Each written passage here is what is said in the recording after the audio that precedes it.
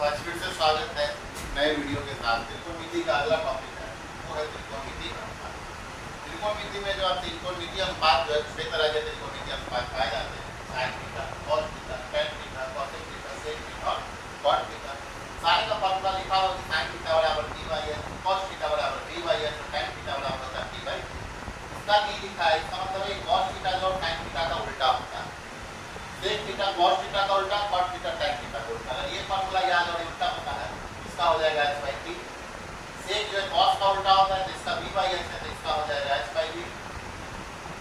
tan जो का formula होता है p बाई b, तो कॉट का हो जाएगा p बाई b बाई, इसका हो जाएगा p बाई। तो ये छह त्रिकोणमिति अनुपात होते हैं। इसमें जानने लायक क्यों है, ये फॉर्मूला तो आपको याद करना पड़ेगा या बनाते बनाते ये सारे फॉर्मूला आपको याद हो जानी चाहिए। इसमें चेंज क्या है जो आपको सीखना है।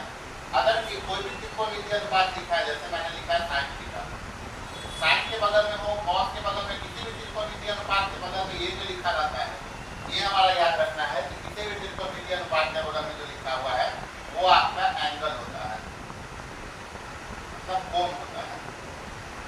कॉस के बगल में भी जो लिखा हुआ वो क्या होता है, तो कोण होता है। और ये कोण बनेगा कहाँ, हम कोई भी त्रिभुज लेते हैं, कोई भी त्रिभुज लेना नहीं, हम जानते हैं क्योंकि त्रिकोणमिति है तो हम कौन सा त्रिभुज लेंगे, समकोण त्रिभुज। समकोण त्रिभुज में ये कोण आपका 90 डिग्री का होता है।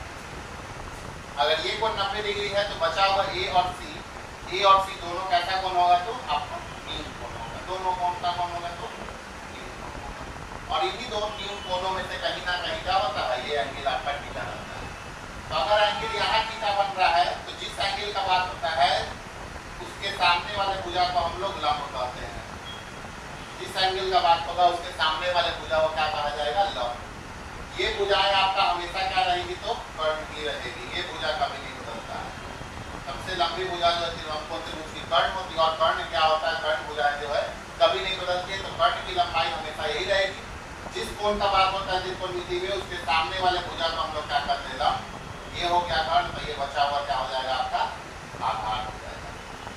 ठीक इसी तरीका से अगर समकोण त्रिभुज ये दिया हुआ है आपको ABC और यहाँ पे समकोण बन रहा और ये आपका एंगल है 90 थीटा जो त्रिकोणमिति अनुपात के बगल में लिखा रहता है। इसके सामने वाला भुजा ये हो गया BC, तो BC क्या हो जाएगा, यहाँ पे लंब हो जाएगा। ये हमेशा बताएं कि क्षेत्र नहीं होता, ये कर्ण ही रहेगा। तो ये वाली भुजाएं क्या हो जाएंगी, आपकी आधार हो जाएंगी। ये किसके ऊपर निर्भर करता है, तो कोण के ऊपर निर्भर करता है कि कौन सा कोण आपको दिया हुआ। अगर जिस एंगल का बात करेगा यहाँ पे उसके सामने वाली भुजाएं जो क्या हो जाएंगी,